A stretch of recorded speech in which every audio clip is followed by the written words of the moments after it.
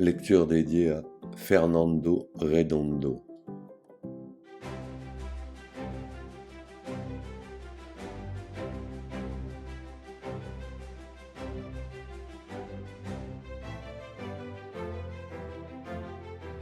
Gilbert Keith Chesterton, Hérétique. Traduit de l'anglais par Jenny S. Bradley, NRF, Gallimard, 1930 pour la présente traduction.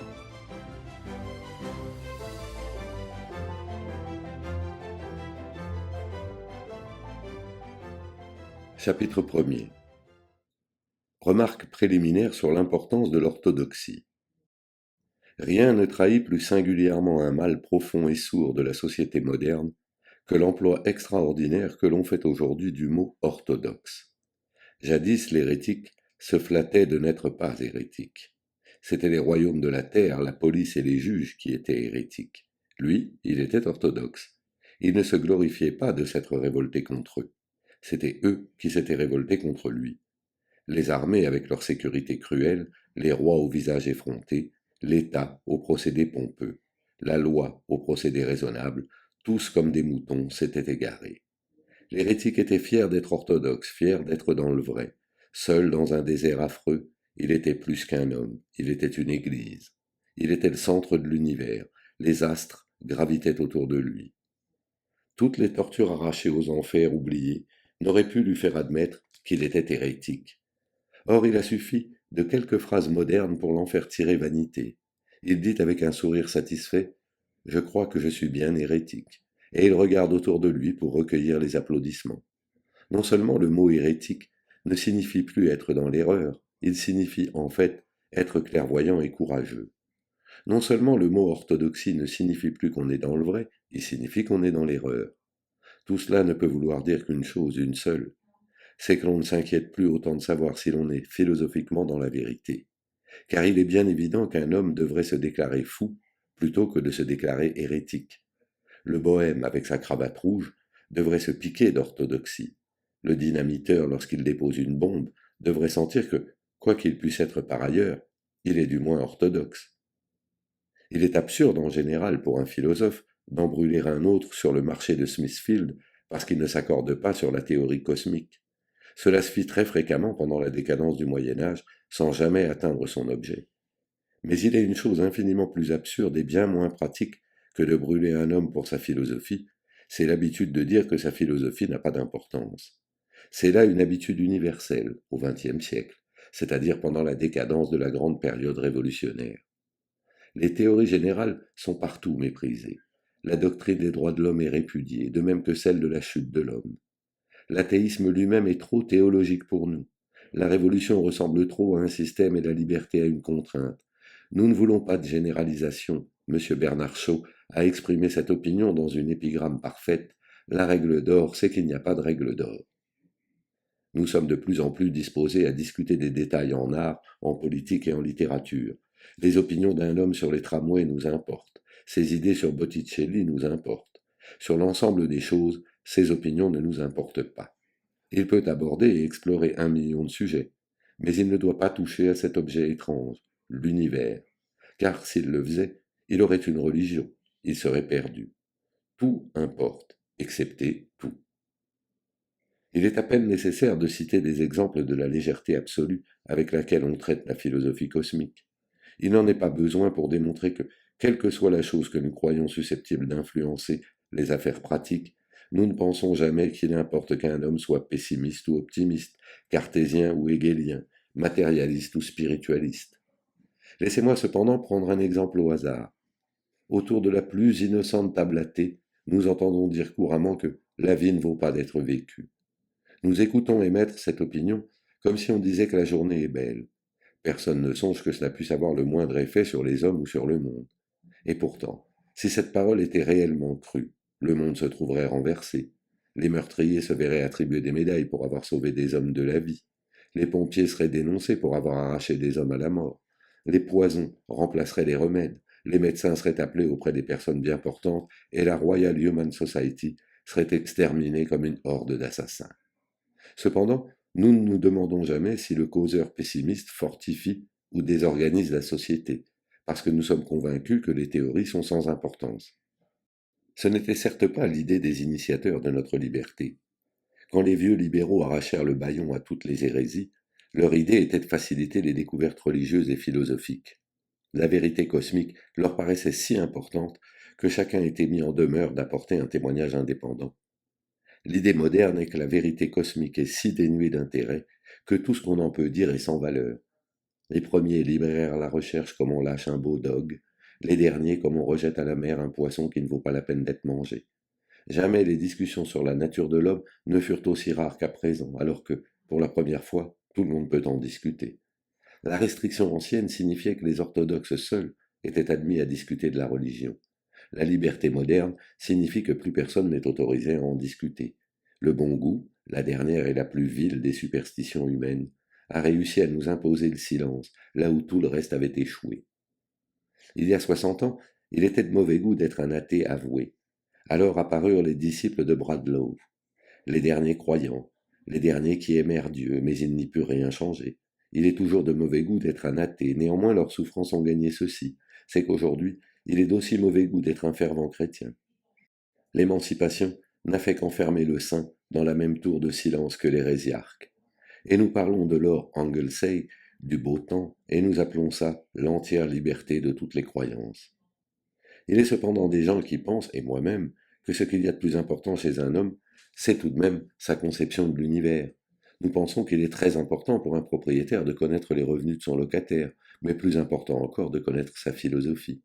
Nous pensons que pour un général qui se prépare à combattre un ennemi, il est important de connaître les effectifs de l'ennemi, mais plus important encore de connaître sa philosophie. Nous pensons que la question n'est pas de savoir si la théorie cosmique influe sur les choses, mais si, dans le cours des temps, il n'est rien d'autre qui influe sur elles. Au XVe siècle, on mettait un homme à la question parce qu'il prêchait une doctrine immorale. Au XIXe siècle, nous avons fêté et adulé Oscar Wilde parce qu'il prêchait une doctrine semblable, et puis nous lui avons brisé le cœur aux travaux forcés parce qu'il la mettait en pratique. On peut se demander laquelle des deux méthodes était la plus cruelle, mais il ne peut y avoir de doute sur celle qui est la plus ridicule. Du moins l'époque de l'Inquisition ne connut-elle pas la disgrâce d'avoir produit une société susceptible de faire d'un homme une idole lorsqu'il enseigne les doctrines qui font du même homme un forçat, dès qu'il les met en pratique. Aujourd'hui, la philosophie et la religion, c'est-à-dire notre doctrine des causes finales, ont été bannies presque simultanément des deux sphères où s'exerçait leur influence. Les idées générales dominaient la littérature, elles ont été exclues, au cri de l'art pour l'art. Les idées générales dominaient la politique, elles ont été rejetées au cri d'efficacité, ce qui peut se traduire à peu près par la politique pour la politique. D'une façon continue, pendant ces 20 dernières années, les idées d'ordre et de liberté se sont effacées de nos livres, les soucis d'esprit et d'éloquence ont disparu de nos parlements. La littérature est devenue volontairement moins politique, la politique moins littéraire. Les théories générales sur les relations des choses se sont ainsi trouvées exclues de toutes deux, et nous pouvons nous demander, avons-nous gagné ou perdu à cette exclusion? La littérature et la politique sont-elles meilleures pour avoir écarté le moraliste et le philosophe? Quand tout s'affaiblit et se ralentit dans la vie d'un peuple, il commence à parler d'efficacité. Il en va de même de l'homme lorsqu'il sent son corps délabré. Il commence alors pour la première fois à parler de santé. Les organismes vigoureux ne parlent pas de leur fonction, mais de leur fin. Un homme ne saurait donner de meilleures preuves de son efficacité physique que lorsqu'il parle gaiement d'aller au bout du monde. Et il ne peut y avoir de meilleures preuves de l'efficacité matérielle d'une nation que lorsqu'elle parle constamment d'un voyage au bout du monde, d'un voyage au jugement dernier, à la Nouvelle Jérusalem. Il ne peut y avoir de signe plus sûr d'une santé morale robuste que la recherche des idéaux romanesques. C'est dans la première ardeur de l'enfance que nous pleurons pour avoir la lune. Aucun des hommes forts des âges forts n'eût compris ce que nous entendons par résultat pratique. Hildebrand nous eût dit qu'il ne travaillait pas pour l'efficacité, mais pour l'Église catholique. Danton, qu'il travaillait non pour l'efficacité, mais pour la liberté, l'égalité et la fraternité. Quand bien même l'idéal de ces hommes eût été simplement d'en jeter un autre du haut de l'escalier, ils songeaient au but, comme des hommes, non au procédé, comme des paralytiques. Ils ne disaient pas, en levant efficacement la jambe droite, en me servant, vous pourrez la remarquer, des muscles de la cuisse et du jarret qui sont en excellent état, Leurs sentiments étaient tout différents. Ils étaient si pénétrés de la belle vision d'un homme étendu au pied de l'escalier que, dans leur extase, l'action suivait comme l'éclair. Dans la pratique, l'habitude de généraliser et d'idéaliser ne signifiait en aucune manière la faiblesse. L'âge des grandes théories fut celui des grands résultats. L'ère du sentiment et du beau parler à la fin du XVIIIe siècle fut celle d'hommes vraiment robustes et efficaces. Les sentimentalistes vainquirent Napoléon. Les cyniques ne réussirent pas à capturer De Wet. Il y a un siècle, nos affaires pour le bien ou pour le mal furent triomphalement menées par les rhétoriciens. Aujourd'hui, elles sont déplorablement brouillées par des hommes forts et silencieux. Et de même que cette répudiation des grands mots et des grandes visions a produit une race de petits hommes dans la politique, elle a produit une race de petits hommes dans les arts. Nos politiciens modernes réclament la licence colossale de César et du surhomme, prétendent qu'ils sont trop pratiques pour être intègres et trop patriotes pour être moraux. Mais la conclusion de tout cela, c'est qu'une médiocrité est chancelier de l'échiquier. Nos nouveaux philosophes esthétiques réclamaient la même licence morale, une liberté qui permette à leur énergie de renverser le ciel et la terre, et la conclusion, c'est qu'une médiocrité est poète lauréat. Je ne dis pas qu'il n'y ait pas d'hommes plus forts que cela, mais se trouvera-t-il quelqu'un pour prétendre qu'il y eut des hommes plus forts que les anciens, qui étaient dominés par leur philosophie et imprégnés de leur religion? Que l'asservissement soit supérieur à la liberté, cela peut se discuter, mais que leur asservissement fût plus fécond que notre liberté, nul ne saurait le nier. La théorie de la moralité de l'art s'est fermement établie dans les milieux purement artistiques. Les artistes sont libres de produire ce qu'ils veulent. Ils sont libres d'écrire un paradis perdu dans lequel Satan aurait vaincu Dieu. Ils sont libres d'écrire une divine comédie dans laquelle le ciel serait situé au-dessous de l'enfer. Et qu'ont-ils fait? Ont-ils produit dans leur universalité rien de plus grand et de plus beau que les paroles proférées par le farouche catholique guelfe ou par l'austère maître d'école puritain? Nous savons qu'ils n'ont produit que quelques rondelles. Milton ne les surpasse pas seulement par sa piété, il les surpasse jusque dans leur irrévérence. Dans toutes leurs petites plaquettes, vous ne trouverez pas de plus beau défi à Dieu que celui de Satan. Vous n'y trouverez pas non plus un sentiment de la grandeur du paganisme, pareil à celui qu'éprouvait ce fervent chrétien qui décrivit Faranata, relevant la tête comme s'il méprisait l'enfer. Et la raison en est bien évidente. Le blasphème est en effet artistique, parce que le blasphème dépend d'une conviction philosophique. Le blasphème dépend de la croyance et disparaît avec elle. Si quelqu'un pouvait en douter, qu'il se mette sérieusement au travail et qu'il essaye de trouver des idées blasphématoires contre Thor. Je crois bien que sa famille le retrouvera au bout de la journée dans un état voisin d'épuisement. Il s'ensuit donc que, ni dans le monde de la politique ni dans celui de la littérature, le rejet des théories générales n'a été un succès. Il se peut que beaucoup d'idéaux erronés et insensés aient, de temps à autre, troublé l'humanité, mais assurément, il n'y a pas eu d'idéal qui, dans l'application, ait été aussi intéressé et aussi erroné que l'idéal pratique. Il n'est rien qui ait manqué tant de bonnes occasions que l'opportunisme de Lord Rosebery. Il est vraiment le symbole vivant de son époque, l'homme qui théoriquement est un homme pratique et, dans la pratique, moins pratique que n'importe quel théoricien. Dans tout l'univers, il n'est rien de moins sage que cette espèce de culte de la sagesse. D'hommes qui se demandent perpétuellement si telle ou telle race est forte, si telle ou telle cause promet bien, et celui qui ne croira jamais assez longtemps à quoi que ce soit pour en assurer la réussite. Le politicien opportuniste ressemble à un homme qui abandonnerait le billard parce qu'il a été battu au billard, ou le golf parce qu'il a été battu au golf. Il n'est rien de plus nuisible à la réalisation des projets que cette importance démesurée que l'on attache à la victoire immédiate. Rien n'échoue comme le succès. Après avoir découvert que l'opportunisme échouait, j'ai été amené à le considérer d'une façon plus générale et en conséquence à voir qu'il doit échouer. Je m'aperçois qu'il est beaucoup plus pratique de commencer par le commencement et de discuter des théories. Je vois que les hommes qui s'entretuèrent pour l'orthodoxie de la consubstantialité étaient beaucoup plus sensés que ceux qui se disputent à propos de la loi sur l'enseignement. Car les dogmatistes chrétiens, afin d'établir le règne de la sainteté, essayaient tout d'abord de définir ce qui était réellement saint.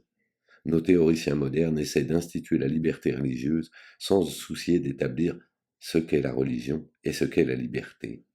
Si les prêtres d'autrefois imposaient une opinion aux humains, tout au moins avaient-ils pris quelque peine pour la rendre lucide.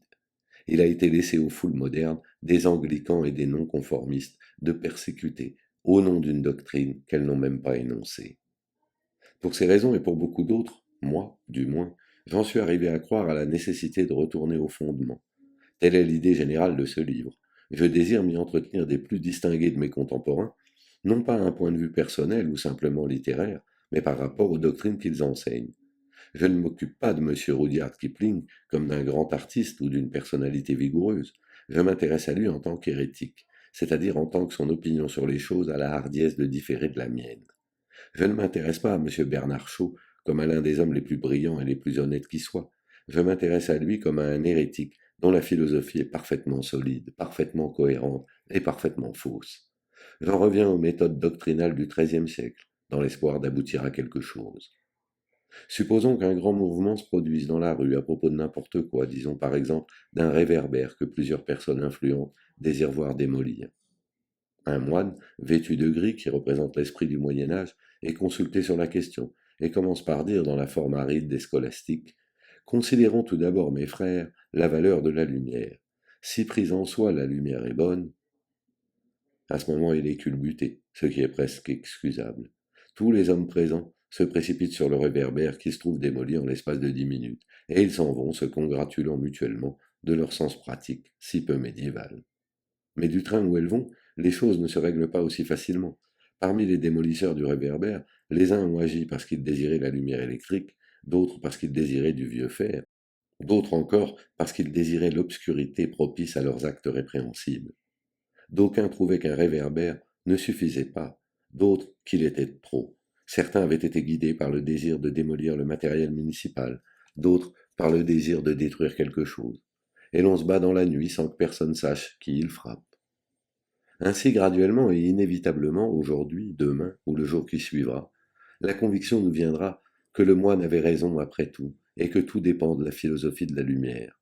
Seulement, ce dont nous pouvions discuter sous le réverbère, nous devons maintenant en discuter dans les ténèbres. Chapitre 2. De l'esprit négatif. Beaucoup a été dit, et à bon droit, sur la morbidité monastique et sur l'hystérie qui accompagna si souvent les visions des ermites et des religieuses. N'oublions pas cependant qu'en un sens, cette religion de visionnaire est nécessairement plus saine que notre morale moderne et raisonnable. Elle est plus saine pour la raison qu'elle peut contempler l'idée de succès ou de triomphe dans la lutte désespérée pour l'idéal moral, dans ce que Stevenson appelait, avec son habituel et étonnant bonheur d'expression, la bataille perdue de la vertu. La morale moderne, au contraire, ne peut insister avec une conviction absolue que sur les horreurs qui résultent des infractions à la loi. Sa seule certitude est une certitude de malheur. Elle ne montre que l'imperfection.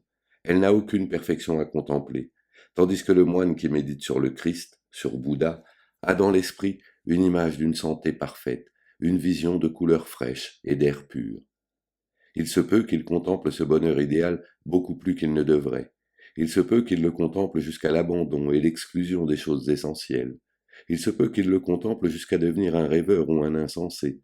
Cependant, c'est l'équilibre et le bonheur qu'il contemple. Il peut même devenir fou, mais il le devient par amour de la santé. Or, de nos jours, l'étudiant en philosophie, alors même qu'il demeure sain d'esprit, le demeure par une frayeur folle de la folie. L'anachorète, qui se roule sur les pierres dans une frénésie de soumission, est un être foncièrement plus sain que bien des hommes corrects que l'on voit se promener dans Cheapside coiffés d'un chapeau de soie. Car il est beaucoup de ceux-là, en effet, qui ne sont bons que par suite d'une connaissance stérile du mal.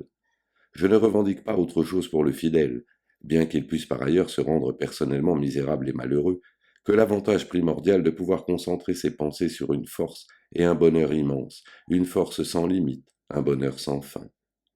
Sans doute est-il d'autres objections que l'on pourrait élever, et non sans raison, contre l'influence des dieux et des visions de morale dans la cellule ou dans la rue. Toutefois, la morale mystique a toujours cette supériorité d'être plus gaie. Un jeune homme peut se défendre du vice en pensant continuellement à la maladie.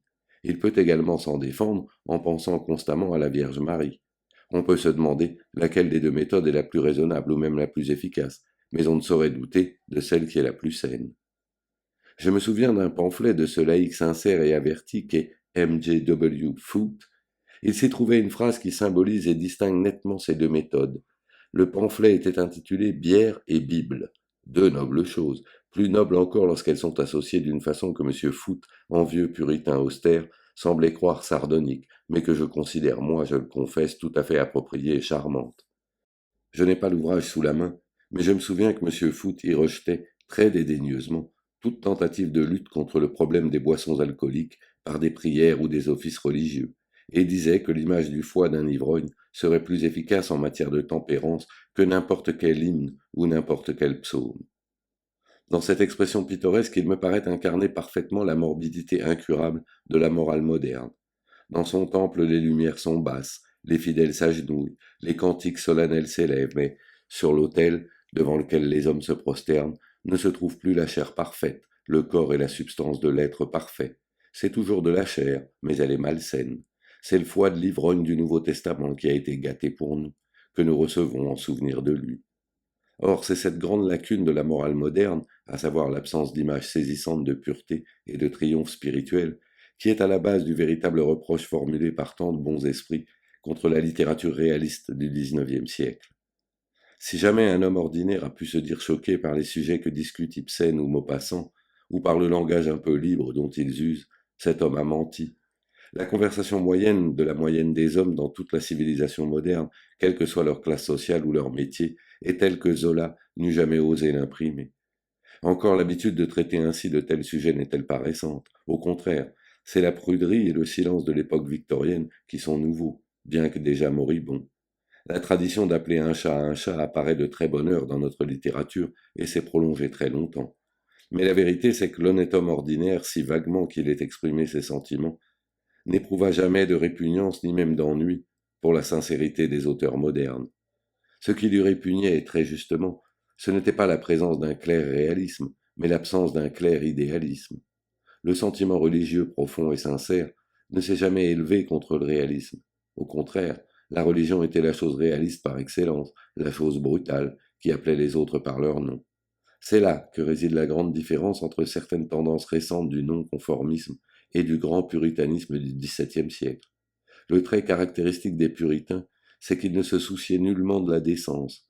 Les journaux non-conformistes d'aujourd'hui se distinguent en supprimant précisément les noms et les adjectifs par lesquels les fondateurs du non-conformisme se distinguèrent jadis en les prodiguant aux rois et aux reines.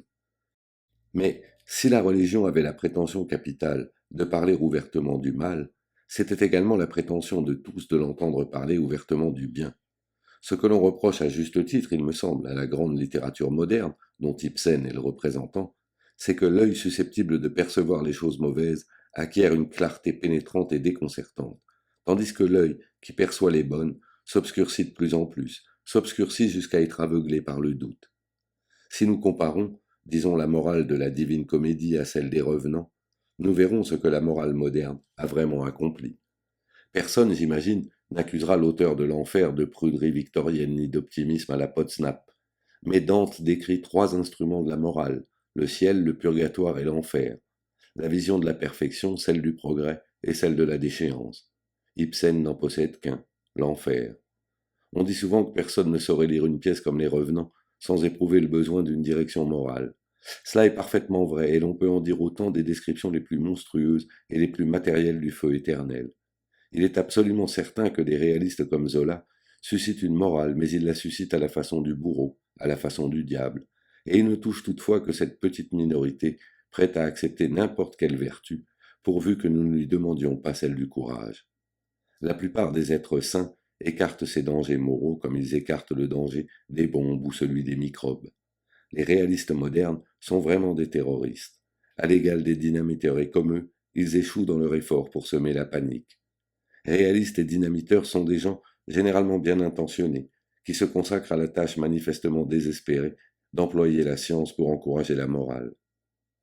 Je ne voudrais pas que le lecteur me confondît un seul instant avec ces esprits imprécis qui s'imaginent qu'Ibsen est ce qu'ils appellent un pessimiste. Telle n'est pas mon opinion.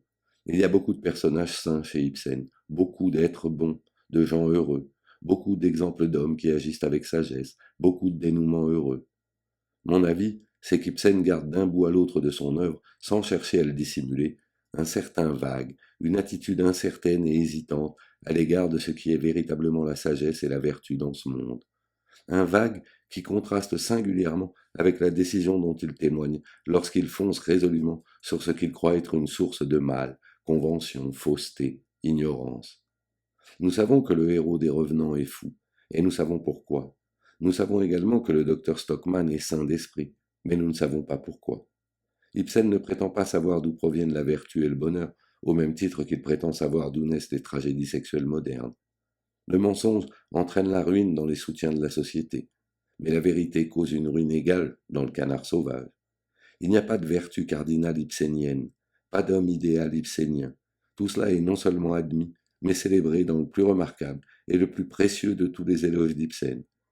Quintessence of Ibsenism, de M. Bernard Shaw.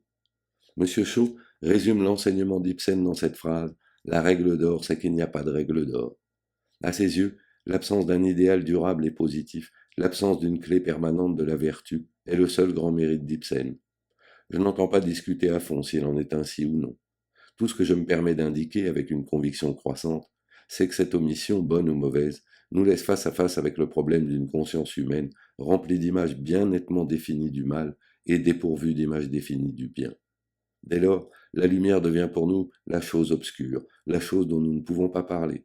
Il en est de nous, comme des diables de Milton dans Pandémonium. C'est l'obscurité qui est visible. Le genre humain, d'après la religion, succomba, et dans sa chute, acquit la notion du bien et du mal. Mais voilà que nous avons succombé une seconde fois et que seule la notion du mal nous reste. Un grand effondrement silencieux, une énorme déception muette, se sont produits de nos jours dans notre civilisation septentrionale.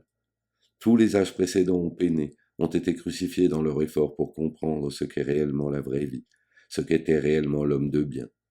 Une fraction définie du monde moderne est arrivée à la conclusion qu'il n'existe pas de réponse à ces questions, que le plus que nous puissions faire, c'est de placer quelques écriteaux aux endroits manifestement dangereux, pour empêcher par exemple les hommes de s'enivrer mortellement, ou d'ignorer jusqu'à l'existence de leurs voisins. Ibsen est le premier revenu de l'expédition manquée qui nous apporte les nouvelles du grand échec. Tous les lieux communs et les idéaux modernes sont autant de ruses pour éluder le problème du bien. Nous aimons parler de liberté et, tout en causant, nous évitons de discuter ce qui est le bien. Nous aimons discourir sur le progrès, autre ruse pour éviter de discuter du bien. Nous aimons parler d'éducation, échappatoire pour nous soustraire à la discussion du bien. L'homme moderne dit: laissons de côté toutes ces conventions arbitraires et embrassons la liberté. Ce qui peut se traduire logiquement: ne décidons pas ce qu'est le bien, mais considérons comme le bien de ne pas en décider. Il dit: assez de vos vieilles formules de morale, je suis pour le progrès. Logiquement rendu, cela équivaut à: n'essayons pas de savoir ce qu'est le bien, mais essayons de savoir comment en avoir davantage. Il dit: l'avenir de la race, mon ami, ne dépend ni de la religion ni de la morale, mais de l'éducation. Clairement exprimé, cela signifie: nous ne pouvons pas décider ce qu'est le bien, mais donnons-le à nos enfants. M. H. G. Wells, cet esprit extraordinairement clairvoyant, a fait observer dans un récent ouvrage qu'une attitude analogue a été adoptée en matière économique. Les anciens économistes, dit-il, faisaient des généralisations et, de l'avis de M. Wells, elles étaient généralement erronées. Mais les économistes d'aujourd'hui, ajoute-t-il, semblent avoir perdu la faculté de généraliser. Ils masquent cette incapacité par la prétention d'être experts en certains cas particuliers, prétention assez admissible chez un coiffeur ou un médecin à la mode, mais effrontée chez un philosophe ou un savant. Toutefois, en dépit du bon sens, réconfortant, avec lequel M. Wells nous l'indique, il convient de dire qu'il est tombé lui-même dans cette énorme erreur moderne. Dès les premières pages de son excellent ouvrage, Mankind in the Making, il rejette l'idéal artistique, religieux, moral et le reste, et nous apprend qu'il va considérer les hommes dans leur fonction essentielle, celle de la paternité. Il va discuter de la vie comme d'un tissu de naissance. Il ne se demandera pas ce qui est susceptible de produire des saints adéquats ou des héros adéquats, mais ce qui peut créer des pères et des mères adéquats. Le tout est présenté si sensément qu'il faut un moment au lecteur pour se rendre compte qu'il s'agit là d'un nouvel exemple d'évasion inconsciente. À quoi sert d'engendrer un homme tant que nous n'avons pas décidé à quoi sert d'être un homme? Vous ne faites simplement que lui léguer un problème que vous n'osez pas résoudre vous-même. C'est comme si vous demandiez à un homme à quoi sert un marteau et qu'il vous répondit à faire des marteaux. Et à la nouvelle question à quoi servent ces marteaux, il répondit à nouveau à faire encore d'autres marteaux. Semblable à cet homme qui remet perpétuellement la question de l'utilité essentielle de la menuiserie, M. Wells et nous tous, nous réussissons par des mots à éluder la question de la valeur essentielle de la vie humaine. Le cas de la conversation générale sur le progrès est, en effet, un cas extrême. Tel qu'on l'énonce aujourd'hui, le mot progrès est tout simplement un comparatif dont nous n'avons pas défini de superlatif. Nous opposons à tous les idéaux précis de religion, de patriotisme, de beauté ou de plaisir animal l'idéal du progrès, c'est-à-dire que nous substituons à toute possibilité d'obtenir une chose que nous connaissons la possibilité d'obtenir bien davantage d'une chose dont personne ne sait rien.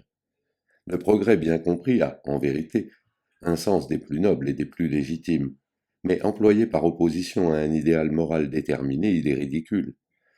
Non seulement il n'est pas vrai que l'idéal de progrès doive être opposé à celui de la finalité morale ou religieuse, mais c'est le contraire qui est vrai. Personne n'a le droit d'employer le mot progrès s'il ne possède une foi bien définie et un code moral d'acier. Personne n'est susceptible de progrès sans avoir de doctrine. Je pourrais presque dire que nul n'est susceptible de progrès s'il n'est infaillible ou, en tout cas, s'il ne croit en quelque infaillibilité. Car le progrès, par son nom même, indique une direction, et dès l'instant que nous éprouvons un doute quelconque sur la direction, nous éprouvons le même doute sur le progrès. Jamais peut-être, depuis le commencement du monde, un âge n'eut moins que le nôtre le droit de se servir du mot progrès. Pendant le XIIe siècle catholique et le XVIIIe siècle philosophique, la direction peut avoir été bonne ou mauvaise. Les hommes ont pu différer plus ou moins quant à la distance qu'ils parcouraient et à la direction, mais sur la direction elle-même, ils étaient généralement d'accord, et par conséquent, ils eurent le sentiment véritable du progrès. Or, c'est précisément sur la direction que nous différons d'avis. Savoir si la perfection future dépend de plus de lois ou de moins de lois, de plus de liberté ou de moins de liberté, d'une centralisation ou d'un partage final de la propriété, si la passion sexuelle atteindra sa plénitude dans un intellectualisme quasi virginal ou dans une liberté animale absolue, si nous devons aimer tout le monde avec Tolstoï ou n'épargner personne avec Nietzsche, voilà les questions pour lesquelles nous luttons actuellement. Il n'est pas seulement vrai que l'époque qui a le moins défini ce qu'est le progrès est notre époque soi-disant de progrès, mais il est également vrai que ceux qui ont le moins bien défini ce qu'est le progrès en sont les plus chauds partisans. C'est de la classe de ceux qui ne sont jamais préoccupés du progrès que nous pouvons peut-être l'attendre. Les individus qui en parlent le plus seraient certainement dispersés aux quatre coins du ciel dès le premier coup de pistolet annonçant le départ. Je ne prétends pas dire par là que le mot progrès n'a pas de sens. Je dis simplement qu'il est vide de sens sans la définition préalable d'une doctrine morale, et qu'il ne peut s'appliquer qu'à des groupements qui professent cette doctrine en commun. Le mot progrès n'est pas un mot impropre, mais il est de toute évidence qu'il le devient lorsqu'il s'applique à nous. C'est un mot sacré, un mot qui ne pourrait être légitimement employé que par d'austères croyants dans une ère de foi. Chapitre 3 de M. Rudyard Kipling et du monde rapetissé. Il n'est pas au monde de sujets sans intérêt. Il n'existe que des gens qui n'y prennent pas intérêt. On n'a besoin de rien, tant que de se défendre des ennuyeux. Quand Byron divisa l'humanité en ennuyeux et ennuyés, il omit de noter que les plus hautes qualités se rencontrent chez les premiers, les plus basses chez les seconds, au nombre desquels il se comptait. L'ennuyeux, par son enthousiasme radieux, par son bonheur solennel, prouve qu'en un certain sens il est poète. L'ennuyé prouve seulement qu'il est prosaïque. Il nous paraîtrait sans doute assommant de compter tous les brins d'herbe d'une pelouse ou toutes les feuilles d'un arbre. Mais ce ne serait pas à cause de notre intrépidité ou de notre gaieté, ce serait à cause de notre manque d'intrépidité ou de gaieté. L'ennuyeux irait de l'avant, hardi et joyeux, et trouverait les brins d'herbe aussi splendides que les sabres d'une armée. L'ennuyeux est plus fort et plus joyeux que nous. C'est un demi-dieu, bien plus, un dieu. Car ce sont les dieux que ne lasse point la répétition des choses. Pour eux, le crépuscule est toujours nouveau, et la dernière rose aussi rouge que la première. Le sentiment que tout est poétique est une chose solide et absolue. Ce n'est pas une simple question de phraséologie ou de persuasion. Ce n'est pas seulement vrai, cela peut se prouver. On peut mettre les hommes au défi de le nier. On peut mettre les hommes au défi de citer une chose qui ne soit pas poétique. Je me souviens, il y a bien longtemps, qu'un secrétaire de rédaction plein de bon sens vint me trouver avec un livre intitulé Monsieur Smith ou La famille Smith ou quelque chose d'analogue. Il me dit à peu près ceci en me le tendant. Pour le coup, votre sacré mysticisme n'aura rien à voir là-dedans. Je suis heureux de dire que je ne le détrompais pas, mais la victoire était trop évidente et trop facile. Dans la plupart des cas, le nom n'est pas poétique, bien que le fait le soit. Dans le cas de Smith, le nom est si poétique qu'il impose une tâche ardue et héroïque à celui qui veut le porter dignement. Le nom de Smith est celui d'une corporation que les rois eux-mêmes respectaient. Il pourrait revendiquer la moitié de la gloire de ces armas virunques que tous les épiques célébrèrent. L'esprit de la forge est si proche de l'esprit du chant qu'il s'y est mêlé dans 1 million de poèmes, et tout forgeron est un harmonieux forgeron. Les enfants du village eux-mêmes, en se réjouissant de la danse des étincelles et des coups assourdissants du marteau dans l'antre de cette violence créatrice, sentent d'une façon obscure que le forgeron est poétique, tandis que l'épicier et le savetier ne le sont pas. L'inertie brute de la nature la ruse passionnée de l'homme, le plus résistant des métaux, le plus magique des éléments, le fer invincible, conquis par son seul vainqueur, la roue et le soc de la charrue, l'épée et le marteau-pilon, l'équipement des armées et toute la légende des armes, tout cela est inscrit brièvement certes, mais très lisiblement, sur la carte de visite de M. Smith. Pourtant, nos romanciers appellent leur héros Elmer Valence, ce qui ne veut rien dire, ou Vernon Raymond, ce qui ne veut rien dire, alors qu'il est en leur pouvoir de lui donner le nom sacré de Smith, ce nom de fer et de flamme. Il serait bien naturel qu'une certaine hauteur, un certain port de tête, une certaine courbe de la lèvre distinguassent quiconque porte le nom de Smith. Peut-être en est-il ainsi, tout au moins je l'espère. Tout autre est parvenu. Les Smiths ne sont pas des parvenus. Depuis l'origine la plus obscure de l'histoire, ce clan est parti en guerre. Ses trophées sont dans toutes les mains. Son nom est inscrit partout. Il est plus ancien que les nations et son emblème est le marteau de Thor. Toutefois, comme je l'ai également fait observer, ce n'est pas absolument le cas habituel. Il est assez ordinaire que les choses ordinaires soient poétiques. Il n'est pas aussi ordinaire que les noms ordinaires soient poétiques. Dans la plupart des cas, c'est le nom qui est l'obstacle. Un grand nombre de gens voient dans notre prétention que toutes les choses sont poétiques, une ingéniosité littéraire, un jeu de mots. C'est justement le contraire qui est vrai. C'est l'idée que certaines choses ne sont pas poétiques qui est littéraire, qui est une simple affaire de mots. Le mot cabine d'aiguillage n'est pas poétique, mais la chose elle-même ne manque pas de poésie. C'est un endroit où les hommes, dans les affres de la vigilance, allument des feux rouges sang ou verts d'eau pour garder de la mort d'autres hommes. Voilà la description simple et sincère de la chose. La prose n'intervient que dans le nom. Le mot boîte aux lettres est sans poésie, mais la boîte aux lettres elle-même n'en manque pas. C'est l'endroit où amis et amoureux déposent leurs messages, conscients que, ce geste accompli, ils deviennent sacrés, intangibles, non seulement pour les autres, mais sentiment quasi religieux pour eux-mêmes. Cette petite boîte est un des derniers temples. Mettre une lettre à la poste et se marier sont au nombre des rares choses qui soient restées tout à fait romantiques, car, pour être tout à fait romantique, une chose doit être irrévocable. Nous croyons que la boîte aux lettres est une chose prosaïque parce que nous ne l'avons jamais rencontrée dans un poème, mais les faits relèvent de la poésie la plus pure. La cabine d'aiguillage est seulement appelée cabine d'aiguillage, c'est en réalité une maison de vie et de mort. La boîte aux lettres est seulement appelée boîte aux lettres, c'est en fait un sanctuaire des paroles humaines. Mais si vous estimez le nom de Smith prosaïque, ce n'est pas que vous soyez sensé et pratique, c'est que les raffinements littéraires vous touchent trop. Ce nom vous crie sa poésie. Si vous en pensez autrement, c'est que vous êtes imprégné et saturé de réminiscences verbales, que vous vous rappelez les dessins de Punch ou des comic cuts représentant M. Smith ivre ou M. Smith régenté par sa femme. Toutes ces choses sont nées poétiques. Ce n'est que par un long et laborieux effort littéraire que vous les avez rendues prosaïques. Et maintenant, la première chose à dire de M. Rudyard Kipling, et la plus juste, c'est qu'il a contribué bruyamment à reconquérir les provinces perdues de la poésie. Il ne s'est pas laissé effrayer par l'aspect brutal ou matériel qui s'attache aux mots seuls. Il a pénétré jusqu'à la substance romanesque et imaginative des choses elles-mêmes. Il a perçu la signification et la philosophie propre de la vapeur et de l'argot.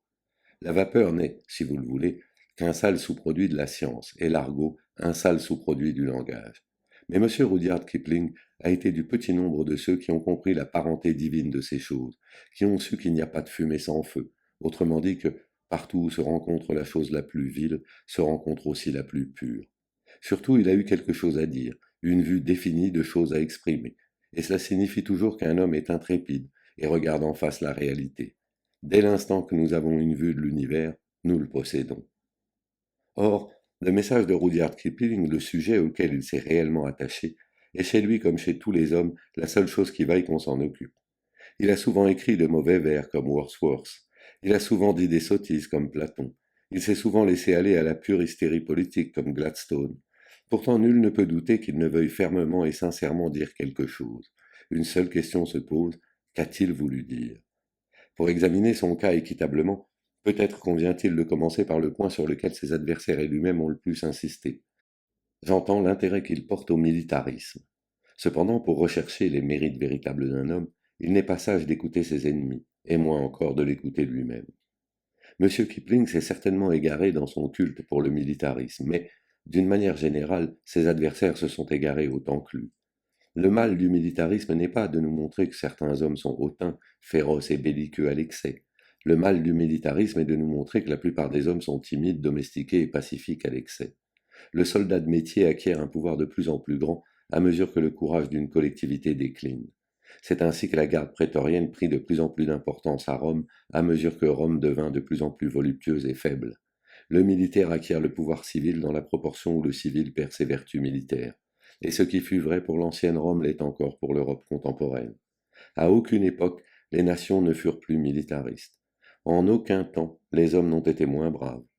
Tous les âges et toutes les épopées ont chanté les armes et le guerrier. Mais nous avons réalisé du même coup l'avilissement du guerrier et la perfection fantastique des armes.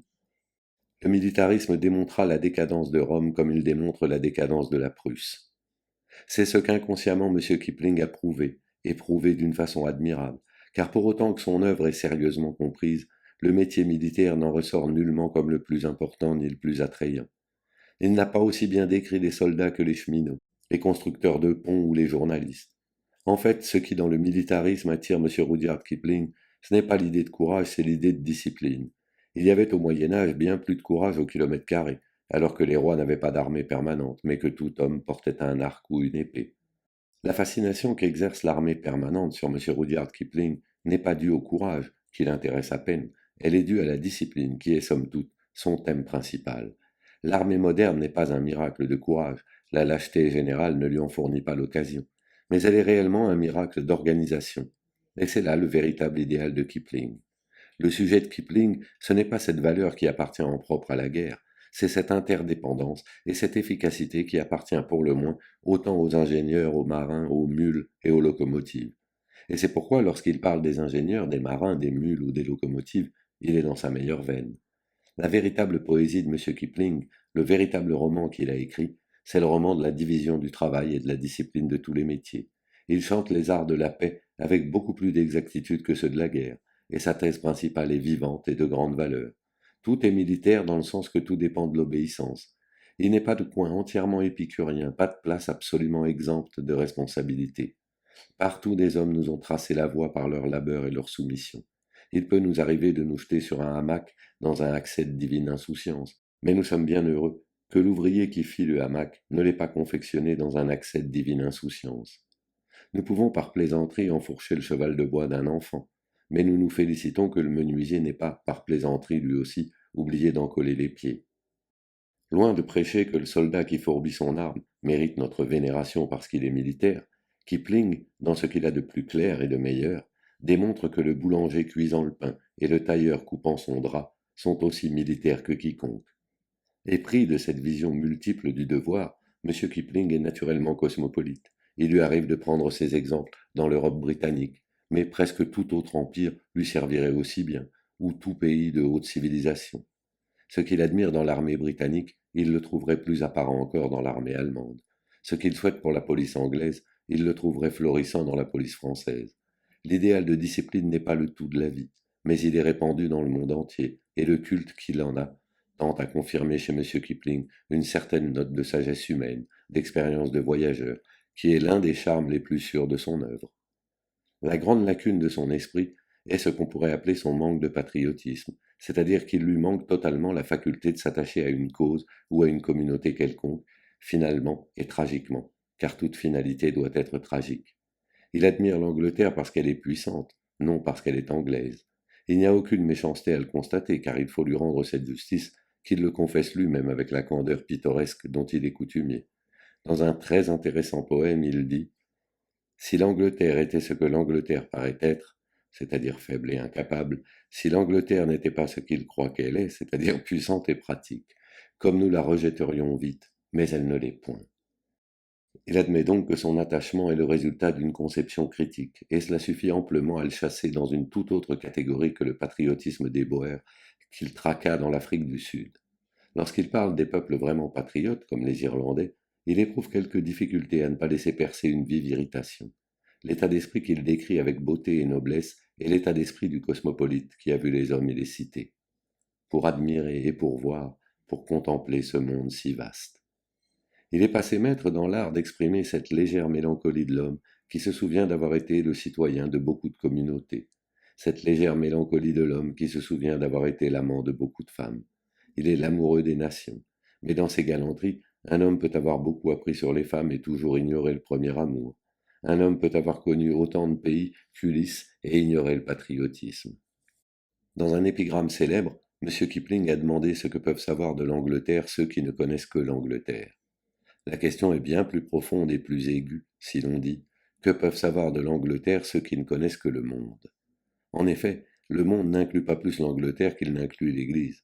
Dès l'instant que nous éprouvons un attachement profond pour quelque chose, le monde, c'est-à-dire tous les autres intérêts de la vie, devient notre ennemi. Les chrétiens l'ont prouvé quand ils parlaient de se garder des souillures du monde, et les amoureux expriment exactement la même idée lorsqu'ils se disent enfin seuls et retranchés du monde. En me plaçant au point de vue astronomique, je comprends fort bien que l'Angleterre est située dans le monde. Je suppose que l'Église fait partie du monde, et que même les amoureux sont des habitants de ce globe. Mais ils ont tous ressenti cette vérité, à savoir que dès l'instant où nous aimons une chose, le monde nous devient hostile. Or donc, M. Kipling connaît certainement le monde. Il est un homme du monde et possède toute l'étroitesse des êtres emprisonnés sur cette planète.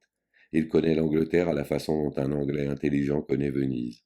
Il a été en Angleterre de nombreuses fois et y a fait de longs séjours, mais il n'appartient pas à ce pays, non plus qu'à aucun autre, et la preuve en est qu'il pense à l'Angleterre comme à un endroit déterminé. Dès que nous avons pris racine dans un endroit, l'endroit s'évanouit. Nous vivons de même qu'un arbre, avec toute la force de l'univers. Le globe-trotter vit dans un monde plus restreint que le paysan. Il respire toujours une atmosphère locale. Londres est un endroit comparable à Chicago et Chicago est comparable à Tombouctou. Mais Tombouctou n'est pas un endroit, puisque là du moins vivent des hommes qui considèrent cette ville comme l'univers et respirent non pas un air local mais les vents du monde.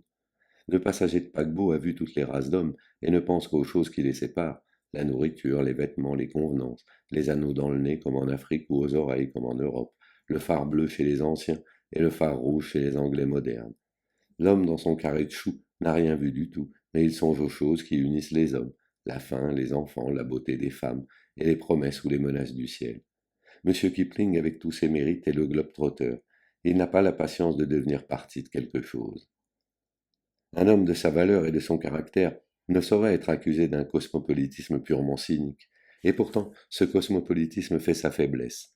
Cette faiblesse est admirablement exprimée dans un de ses plus beaux poèmes, The Sestina of the Tramp Royal.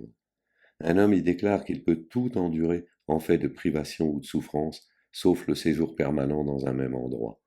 Il y a certainement là un danger. Plus une chose est morte, desséchée et poudreuse, plus elle se déplace. C'est le cas de la poussière, du duvet de Chardon et du haut-commissaire de l'Afrique du Sud. Les choses fertiles sont un peu plus lourdes, pareilles aux grands arbres fruitiers dans la boue féconde du Nil. Dans l'oisiveté ardente de la jeunesse, nous étions tous assez enclins à nous élever contre la signification du vieux proverbe qui dit Pierre qui roule n'amasse pas mousse. Nous serions tentés de demander qui donc songe à amasser de la mousse sinon de vieilles sottes. Et cependant, nous commençons à comprendre que le proverbe a raison. La pierre qui roule tombe en résonnant de roc en roc, mais la pierre qui roule est morte. La mousse est silencieuse, parce que la mousse est vivante. La vérité, c'est que l'exploration et les conquêtes rapetissent le monde. Le télégraphe et le bateau à vapeur rapetissent le monde. Le télescope rapetisse le monde. Seul le microscope l'agrandit. Avant peu, le monde sera déchiré par une guerre entre télescopistes et microscopistes. Les premiers étudient de vastes choses et vivent dans un monde limité. Les seconds en étudient de petites et vivent dans un monde immense. Sans doute, il est stimulant de faire le tour de la Terre en automobile à la vitesse de l'éclair, de voir l'Arabie comme un tourbillon de sable et la Chine comme un chandri. Mais l'Arabie n'est pas un tourbillon de sable et la Chine n'est pas un chandri. Ce sont d'anciennes civilisations où d'étranges vertus sont enfouies comme des trésors. Si nous désirons les comprendre, nous ne devons pas les visiter en touristes ou en curieux. Nous devons les aborder avec la bonne foi des enfants et la longue patience des poètes. Conquérir ces lieux équivaut à les perdre. L'homme qui travaille dans son petit potager et pour qui l'inconnu s'ouvre derrière la grille est l'homme des grandes idées. Son esprit crée la distance, l'automobile la supprime stupidement. Les modernes considèrent la Terre comme un globe, quelque chose dont on peut facilement faire le tour, comme l'esprit d'une institutrice. Cela se voit dans l'erreur singulière que l'on commet perpétuellement au sujet de Cecil Rhodes. Ses ennemis disent qu'il a pu avoir de grandes idées, mais que c'était un mauvais homme. Ses amis disent qu'il a pu être un mauvais homme, mais qu'il avait certainement de grandes idées. En vérité, il n'était pas essentiellement mauvais, c'était un homme d'une grande aménité, mais de vue singulièrement courte. Il n'y a rien de grand dans le fait de peindre une carte en rouge. C'est un jeu d'enfant, bien inoffensif. Il est aussi facile de penser de continent que de penser de cailloux. La difficulté commence lorsque nous cherchons à connaître la substance des uns et des autres. Les prophéties de Rhodes sur la résistance des Boers sont un admirable commentaire de la façon dont les grandes idées prospèrent quand il s'agit non plus de penser continent, mais de comprendre quelques bipèdes. Et sous cette vaste illusion de la planète cosmopolite avec ses empires et ses agences Reuters, la vie réelle de l'homme se poursuit, occupé de cet arbre, ou de ce temple, de cette moisson ou de cette chanson à boire, complètement incomprise, totalement inconnue. Du fond de sa paroisse magnifique, elle regarde sans doute avec un sourire amusé la civilisation automobile poursuivant sa marche triomphale, devançant le temps, dévorant l'espace, voyant tout sans rien voir, se précipitant à la conquête du système solaire pour découvrir seulement que le soleil est le faubourg de la Terre et les étoiles sa banlieue.